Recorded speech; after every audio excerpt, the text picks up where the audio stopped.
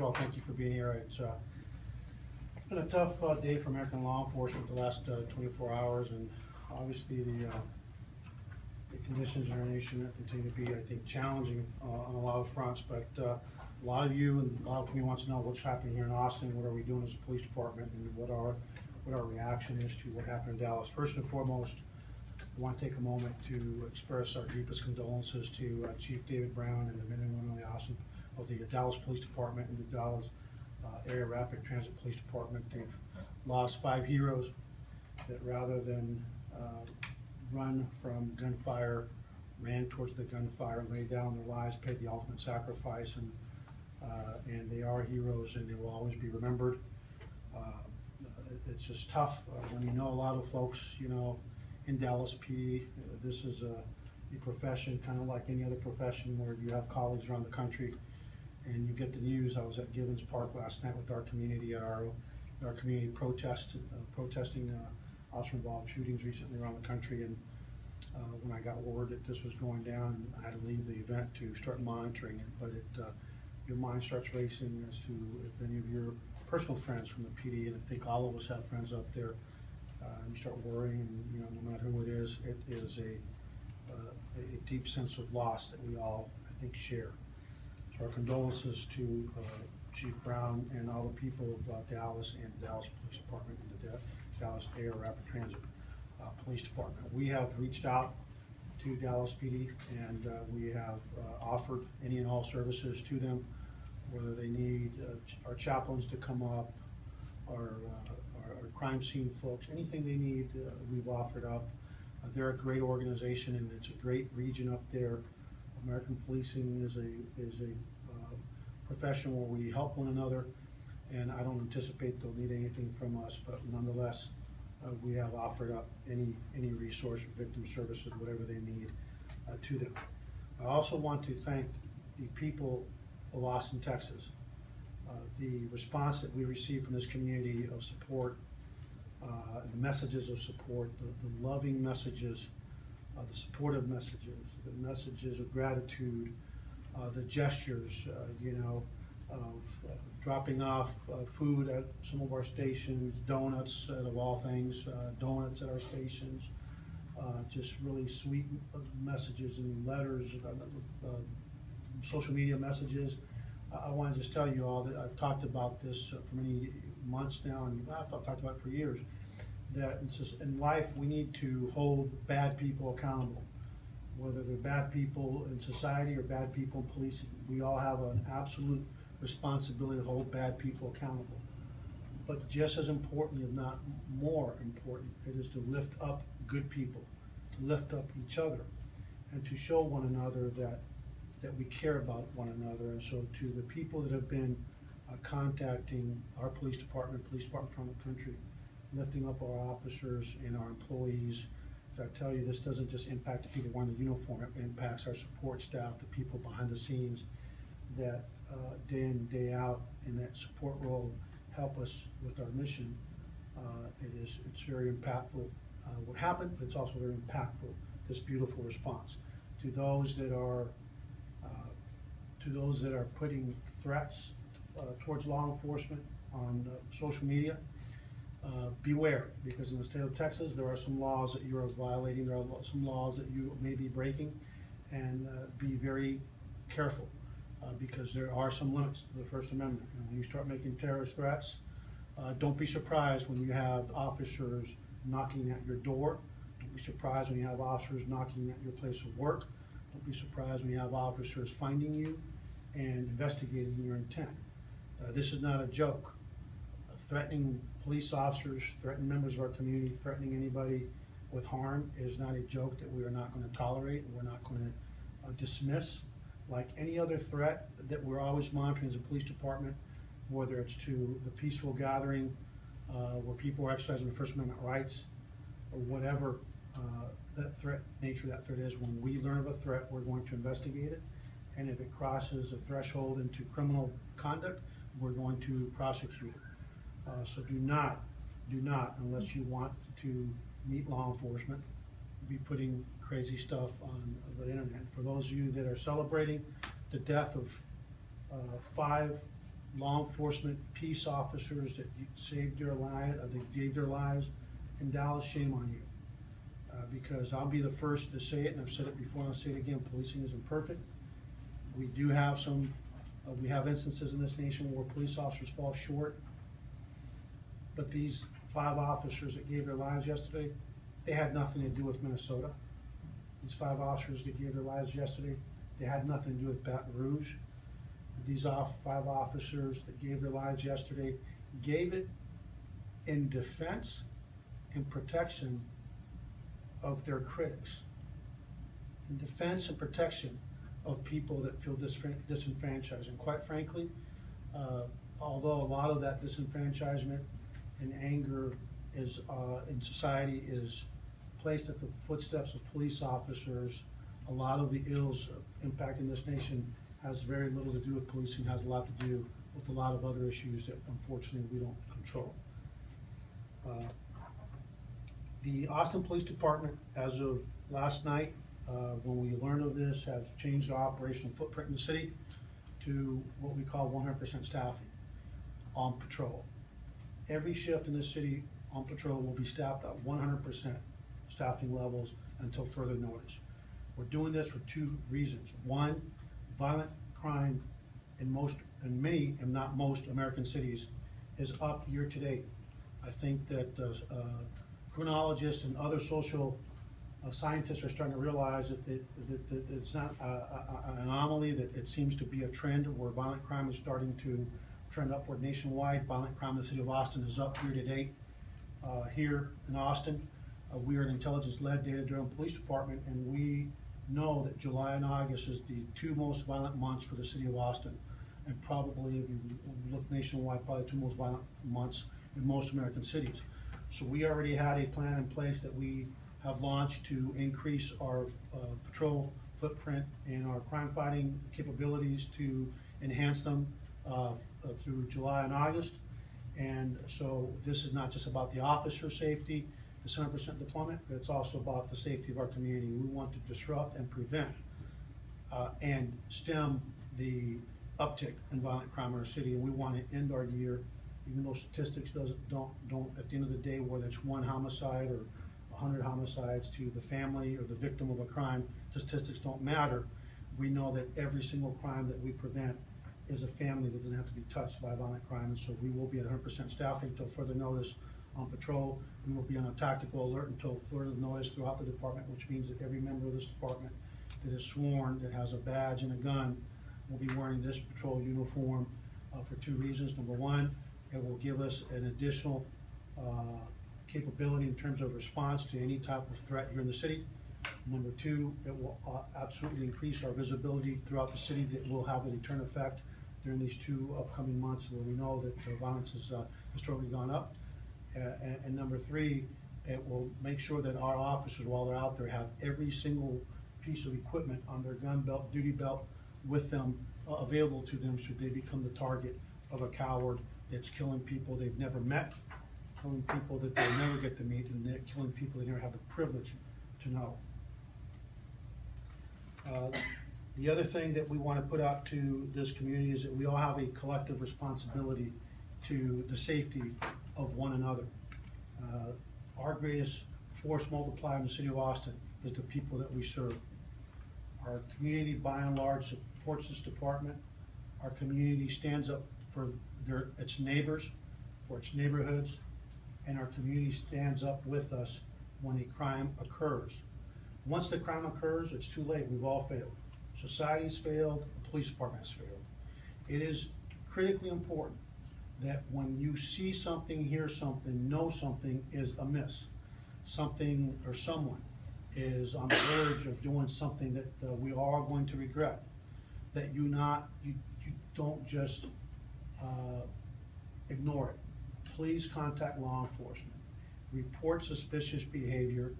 Report changes in somebody's attitude in terms of all of a sudden they're talking about killing people, whether it's cops or otherwise. Please, please, please report it. It's much better to have a region of 2 million people with skin in the game in terms of keeping Austin safe and this region safe than 1,600, 1,700 police officers. We need your help. Two, to the media. Very often, you all get calls from people, and we need you to be vigilant. We need the media, when you get those calls, don't be dismissive.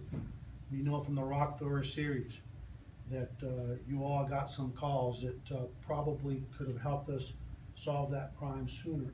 You play a key role in letting us know when you get those crazy emails that you might get, or phone calls. You can do it just as anonymously as anybody else on the app that we have, the Austin Police Department app, and you can do it just like any other citizen anonymously. So you don't have to worry about your journalistic integrity if that's an issue. I think that above all else, we have to have human integrity, and we all have to play a role in keeping each other safe. The last thing I want to say is that the Dallas Police Department has, the City of Dallas has set up a website where people, generous Americans, can donate to the families of the fallen officers in Dallas. The City of Dallas's website is ATO, as in Adam, Tom, Ocean, ATO Dallas, all one word, .org. ATODallas.org. And I will add that in the upcoming, early next week, we're going to offer for our folks a critical incident debriefing, peer support debriefing throughout a 24-hour period. So our folks will have an opportunity to digest and process and talk about their own feelings. Because although this happened in Dallas, we feel it very much here in Austin. With that, I want to again say thank you from the bottom of our hearts to the people we serve for the tremendous outpouring of love. But if you think about what's going on in our country right now, there's a lot of rhetoric, a lot of very heated, ugly, un-American rhetoric, where we're painting people that don't look like us with a very broad brush. We're painting police officers just because they wear a uniform as a bunch of thugs, like some people like to call us, as a bunch of brutes, as a bunch of racists. When I know that in 2016, this generation of American police officers, as imperfect as we might be, is the best generation of cops in the history of American policing. We are the most scrutinized profession on planet Earth. Our mistakes are placed on TV in dynamic situations to be watched and replayed 24/7. And the truth remains that there are 800,000 police officers in this country, the vast majority of which will never shoot at anybody, will never shoot anybody, will never kill anybody, will never seriously injure anybody, and will serve with honor, distinction, and respect in a 25 to 30-year career. That is an absolute truth, and we need to remember that. We need to stop painting people of color as criminals or people coming across the border as rapists, and start talking to each other and judging people based on the quality of their character and the totality of their own individual actions. Because until we stop doing that, painting people with broad brushes, and stop having those really ugly discussions with one another, stop yelling at each other, and stop speaking to one another, we will be having incidents like this and other tragedies involving law enforcement and law enforcement having to take lives if we don't take the time to stop yelling and start talking. So with that, I'll open it up to any questions.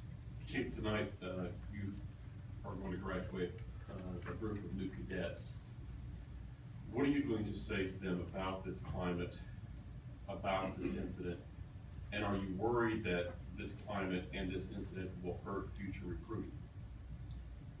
Well, I know the character of the people that successfully get the privilege of wearing this uniform across this nation. Not the ones that are, because everybody let's face it, most people that put in for policing, guess what? They don't get on.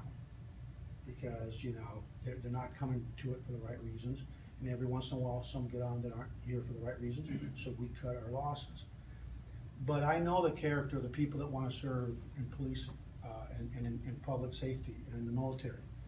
They have a tremendous desire to make a difference. So I like to say, just like we always talk about the greatest generation being World War II, right? Well, what makes this country great is that every generation has been a great generation. No generation has ever backed away from the burden of freedom, right? Whether it's in the military or on the front lines in our cities. And what's kept us the greatest nation on earth for over 200 years is that fact that every single generation has answered the call. And I'll be honest with you, Rudy, will it make it a little more difficult? Maybe. But there's no doubt in my mind that this group of cadets graduating tonight, this isn't something new. It may be a little bit more escalated. But despite the challenges, they took on that challenge. And I think for me, what I want to tell them is don't see this as a challenge. See this as an opportunity. An opportunity to make a great profession better. And I believe that anywhere around the world, how many places around the world when you call 911 do you get the assistance you get in the United States of America? So for the critics of policing, I will ask you this. When you go travel around the world and find yourself in a precarious situation, where's your comfort level? Is it 911 at home, or is it somewhere overseas? And I'm here to tell you that there's nowhere on earth I'd rather be when I need policing than the United States of America. That was true yesterday, that's true today, and that'll be true tomorrow. So I think it's an exciting time for them because they have a tremendous opportunity. What about for recruiting in general? Our recruitment numbers are actually up right now. And I always tell folks that, you know, one of the reasons I promoted throughout my career is that I want to be a change agent. I became a cop as a sense of patriotism for this great nation to give me the biggest gift of all, freedom, right? And you can either complain about policing or you can take the challenge and be part of the solution. You think it's broken? Apply, go through the training, and fix it. Be part of the solution. Don't be part of the problem. You know what's really sad is that, you know, we had 5 cops die yesterday. We had that suspect die yesterday. And that individual that carried out the attack, he hasn't made anything better. He's made it worse. He's made it worse. Violence does not bring anything other than more violence. And what we need right now is, you know, we need to channel Dr. Martin Luther King. We need to channel Mahatma Gandhi. These are men that changed the world with ever firing a shot. They changed the world through tolerance. They changed the world through the courage. They changed the world through peaceful means. Nelson Mandela never fired a shot. He changed the world through courage. He changed the world through love. And so the problem is when we have this rhetoric nonstop against policing, 24/7, it fuels the minds of people that may not be all there to start with. Does that make sense to you all? See, when we demonstrate like we do here in Austin, where we demonstrate, you know, our activists actually, I mean, Chaz Moore, I got to listen to him yesterday at Givens Park. I was out there. I'm so proud of that young man. Because he has the courage to say no to the anarchists that are pushing him and the Austin Justice Coalition and our local Black Lives Matter and our local meeting styles with Imagine Austin, Measure Austin, excuse me. You know, there are some in our community that are pushing them for direct action against the police. And these young activists here have the courage to say, no, we're going to make positive change through engagement and dialogue, not through violence. What else? Can you expand on you said the 24-hour debriefing that y'all are going to have? That's going to be for police officers and also and their families. And then what kind of services, mental health that you offer? We will have counselors. We will have grief counselors. We will have our peer support folks, and we'll be doing that early next week. We need to put the information out to not just our police officers, but all of our personnel that want to participate. We want to have enough sessions so it will afford an opportunity for everyone that wants to participate, and it'll be sometime next week. Following up on what you said about young activists, Lieutenant Governor Dan Patrick blamed Black Lives Matter this morning, blamed them for the Dallas shootings. Now there we go again. We're painting. Listen, we've got to stop painting people with broad brushes. Last time I checked, that march was basically wrapping up, and one guy who we have not been able to, as far as I know, tie to any group, decided to take matters into his own hands. And I think, for me, I'm sorry, I couldn't disagree more with Lieutenant Governor Patrick. And shame on him that he's doing to Black Lives Matter what we in policing hate what is being done to us. You know, one bad police shooting doesn't make 800,000 cops bad. Right? Am I making sense, or am I out in left field here? We've got to stop the rhetoric of painting people with broad brushes. We can't paint everybody with broad brushes. I've met with Black Lives Matter. Has he? Maybe he needs to meet with our local Black Lives Matter. Now, are there some fringe members of Black Lives Matter? Absolutely. There's good and bad in everything.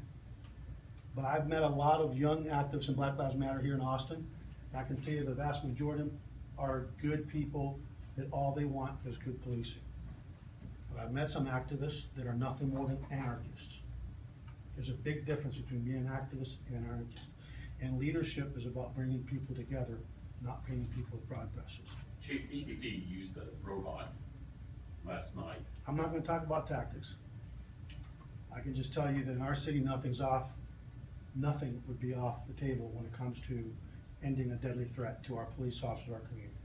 And Chief, when was the last time that you all were at 100% staffing level, and are you looking at going back to 2 officers on patrol? The 2 officers on patrol will be based on only specific threat assessments in an area. That's an option, but we're not going to do that citywide. We would much rather have 100% staffing, and we've taken other measures that it's almost like having 2 officers in a patrol car. We had 100 officers here yesterday in a very small area, and 11 are dead.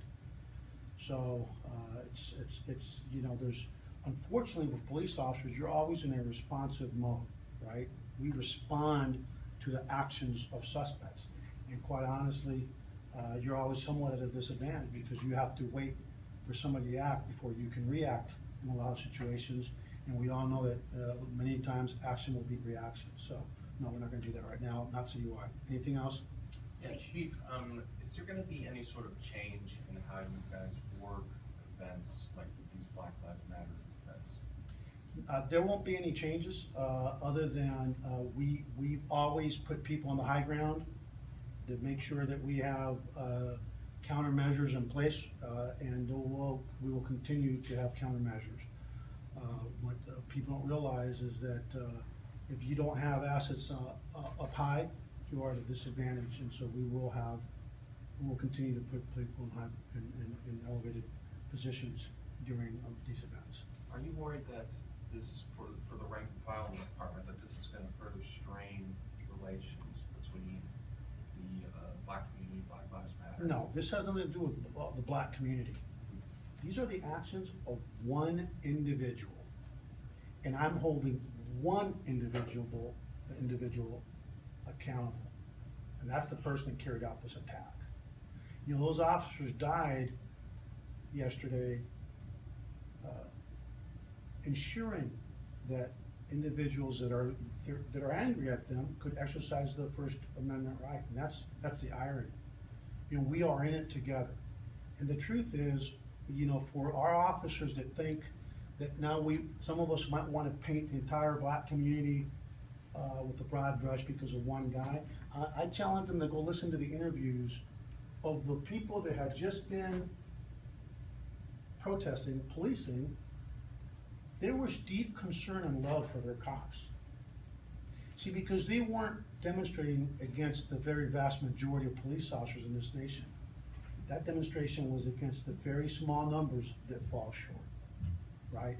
But I think that we need to balance that, and we can't just constantly demonstrate against the small numbers that are bad unless we take time to lift up the good, or the vast majority, and I think that's what's gonna be key. Chief, up until yesterday, most of us were covering police brutality, but we don't often talk about the brutality against police. You know, I check the court affidavits every day, officers get spit on. Can you talk about what officers face here in Austin and how common that is, or is it growing? It is growing. I mean, there's a lack of respect for authority in our country right now. Come to Sixth Street, you know, you've got those so-called activists that are really nothing more than anarchists that like to take videos of certain angles so they can make us look as bad as possible, that like to interfere. When I was a young cop, if I told somebody, hey, you know, you're under arrest, you didn't get that many fights. Today, go to Sixth Street, our injuries are up. You know, people the resisting arrest are up. People just, there's no respect. If I told somebody to do something, they used to do it. Now it's like, hey, F you. It's just a different world, it's a different society. And I think that part of it is that it's the constant barrage of the police, anti-police stuff. You know, I would invite people that want to know what it's like to be a police officer, don't watch it on TV. Don't watch it for that viral video. Ride along with our officers. They love taking people on ride-alongs. Go see for yourself. Join the Citizen Police Academy here at the police department. It's about 14 weeks, one night a week for about 4 or 5 hours for 14 weeks. Get a perspective that will give you a true assessment of the health of American policing, especially here in Austin, by taking the time to come out on a Friday or Saturday night, contact your local station, come out and ride. See, because I'll tell you this, a bad apple in policing is not going to change the stripes just because somebody's in that ride along. If they have bad habits, guess what? That's what's going to manifest itself. It will manifest itself sometime in that 10-hour shift. So coming out, see how we operate. Because I'm telling you, to know the Austin Police Department is to love it. It really is.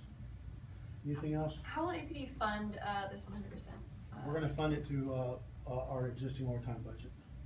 And when was the last time that you went to 100%?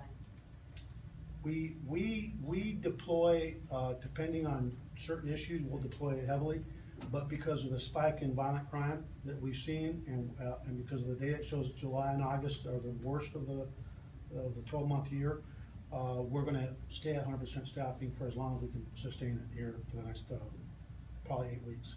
And just for some perspective, what is the staffing typically like for some people sitting at home that may not mean much to them? Well, 100% staffing means if you have a 10 or 12 officer patrol shift, there will be 10 officers or 12 officers on that shift.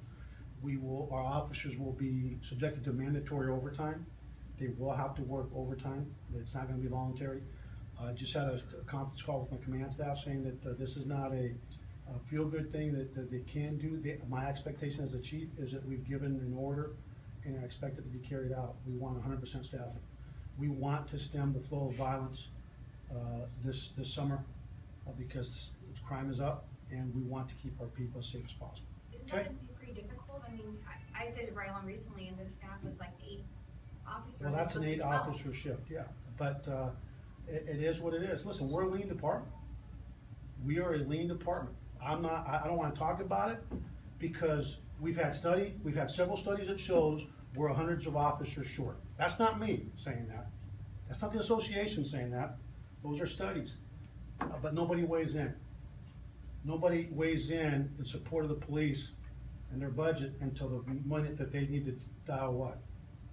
And then they get angry because even though it's demonstrated we're hundreds of officers short, it took us 20 minutes to get to a call that is not an emerging threat, or it's taken us longer to get to what we call hot shots.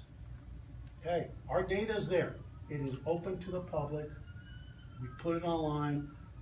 I'm really proud of the fact that Dallas PD, Chief Brown, myself, we're 2 of the leaders with the White House in terms of public data, putting all the data online. It's there. Take a look at it. You're going to find that we're a very lean department. We do what we do.